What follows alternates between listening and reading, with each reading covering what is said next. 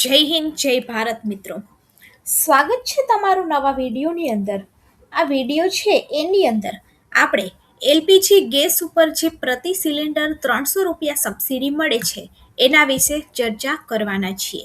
એ પહેલાં જો તમે ચેનલની અંદર નવા છો તો ચેનલને સબસ્ક્રાઈબ જરૂરથી કરી દેજો. મિત્રો, વાત કરીએ તો એલપીજી ગેસ ઉપર સરકાર કોને કોને સબસિડી આપી રહી છે, આ સબસિડી ક્યારે તમારા ખાતાની અંદર જમા થાય છે અને કયા ગેસ ઉપર આ સબસિડી મળવાપાત્ર છે એની આપણા વિડીયોની અંદર આગળ ચર્ચા કરીશું. હવે મિત્રો, વાત કરીએ તો આજે દરેક ભારતીય પરિવાર માટે એલપીજી સિલિન્ડર જે છે એ મૂળભૂત જરૂરિયાત બની ગયો છે. તેની કિંમતની અંદર કોઈ પણ વધઘટ ઘરના ખર્ચા ઉપર અસર કરે છે અને દર મહિનાની 1 તારીખે વાત કરીએ તો ગેસના સિલિન્ડરના ભાવની અંદર કેટલો વધારો થયો છે અને કેટલો ઘટાડો થયો છે એની પણ જાહેરાત કરવામાં આવે છે સરકાર દ્વારા. હવે મિત્રો, વાત કરીએ આપણે તો એલપીજી ગેસના સિલિન્ડરના ભાવની અંદર 1 જાન્યુઆરીથી પણ ઘટાડો થવાની શક્યતા છે. તાજેતરની અંદર મહિનામાં રાજ્યની માલિકીની તેલ માર્કેટિંગ કંપનીઓ દ્વારા એલપીજીના દરમાં ઘટાડાથી સામાન્ય લોકોને નોંધપાત્ર રાહત મળી છે. આ ઘટાડો આંતરરાષ્ટ્રીય ક્રૂડ ઓઇલના ભાવમાં ઘટાડાનું સકારાત્મક પરિણામ છે જે ગ્રાહક સુધી પહોંચાડવામાં આવી રહ્યું છે. હવે વાત કરીએ તો સ્થાનિક એલપીજીના ભાવમાં ઘટાડાની વિગતની આપણે વાત કરીએ તો ઓક્ટોબર 2025ની અંદર સ્થાનિક એલપીજીના ભાવની અંદર નોંધપાત્ર ઘટાડો જોવા મળ્યો હતો, જ્યારે રાજ્યની માલિકીની જે તેલ કંપની છે એમાં 14.2 કિલોગ્રામના સ્થાનિક સિલિન્ડર ઉપર 25 રૂપિયાનું ડિસ્કાઉન્ટ પણ આપવામાં આવ્યું છે. આ જે નિર્ણય છે એ વૈશ્વિક બજારમાં ક્રૂડ ઓઇલના ભાવમાં ઘટાડાને ધ્યાનમાં રાખી અને લેવામાં આવ્યો હતો અને દર મહિનાની શરૂઆતની અંદર આપણે જેમ આગળ વાત કરી તેમ નવા દરો જાહેર કરવામાં આવે છે અને આ વખતની રાહત લાખો પરિવાર માટે સારા સમાચાર લાવે છે.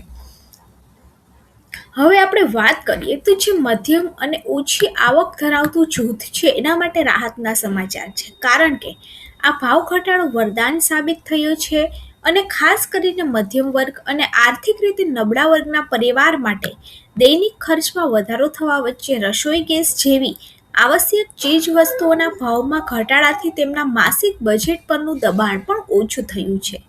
આ બચત ખાસ કરીને એવા પરિવાર માટે નોંધપાત્ર છે જેમને દર મહિને એક કરતાં વધારે સિલિન્ડરની જરૂર હોય છે અને આ રાહત પરિવારને અન્ય આવશ્યક વસ્તુઓનો ખર્ચ કરવાની પણ મંજૂરી આપે છે. હવે આપણે વાત કરીએ તો ઘરેલું અને વાણિજ્ય જે 19 ગ્રામનો સિલિન્ડર છે એની અંદર નોંધપાત્ર ઘટાડો પણ જોવા મળ્યો છે. હવે જે વાણિજ્ય 19 ગ્રામનો સિલિન્ડર છે એ જનરલી હોટલ ઉદ્યોગ, રેસ્ટોરન્ટના સંચાલકો, નાની ખાણીપીણીના સ્થળો, રેસ્ટોરન્ટના માલિકને સૌથી વધુ ફાયદો થયો છે અને ઓછા સંચાલન ખર્ચથી વ્યવસાયોની નાણાકીય સ્થિતિની અંદર પણ સુધારો થયો છે અને તેમના દૈનિક ખર્ચની અંદર ઘટાડો થયો છે. હવે આપણે વાત કરીએ તો સબસિડી કેવી રીતે મળે છે, તો કે જેમની પણ પાસે પ્રધાનમંત્રી ઉજ્જવલા યોજના અંતર્ગત જેમને પોતાનું સિલિન્ડર લીધેલું છે, મહિલાના નામે સિલિન્ડર છે, એ લોકોને દર મહિને 300 રૂપિયાની સબસિડી છે એ આપવામાં આવે છે. અને સબસિડીની રસીદની આપણે વાત કરીએ તો સબસિડીવાળા સિલિન્ડર મેળવવા માટે તમારું બેંક અકાઉન્ટ જે છે એ તમારા આધાર કાર્ડની સાથે લિંક હોવું આવશ્યક છે. સરકારે ડીબીટી એટલે કે ડાયરેક્ટ બેનિફિટ ટ્રાન્સફર નામની પદ્ધતિ દ્વારા સબસિડીની રકમ સીધી તમારા બેંક ખાતાની અંદર ટ્રાન્સફર કરી દે છે. જો તમે પહેલાં બજાર ભાવે સિલિન્ડર ખરીદો છો અને સબસિડીની રકમ તમારા ખાતાની અંદર જમા થઈ જાય છે, તમારી સબસિડીની સ્થિતિ તપાસવા માટે તમે ગેસ કંપનીની જે વેબસાઇટ છે તેની મુલાકાત લઈ શકો છો અથવા તો ટોલ ફ્રી નંબર ઉપર ફોન પણ કરી શકો છો. હવે તમને પ્રશ્ન હશે કે તમારા ગેસ કંપની કઈ છે, તો જનરલી ઇન્ડિયન, ભારત આ બધી ગેસ કંપનીઓ છે અને તમે તેની વેબસાઇટ પરથી જોઈ શકો છો કે તમને સિલિન્ડર ખરીદ્યા પછી કેટલી સબસિડી મળે છે.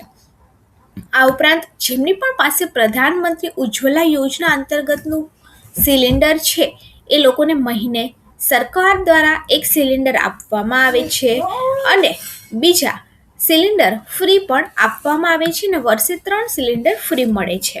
તો આવી રીતે જેમની પણ પાસે ગેસ સિલિન્ડર છે, ઉજ્જવલા યોજના અંતર્ગતનું છે, એમને સરકાર દ્વારા 300 રૂપિયાની સબસિડી ખાતાની અંદર જમા કરવામાં આવે છે.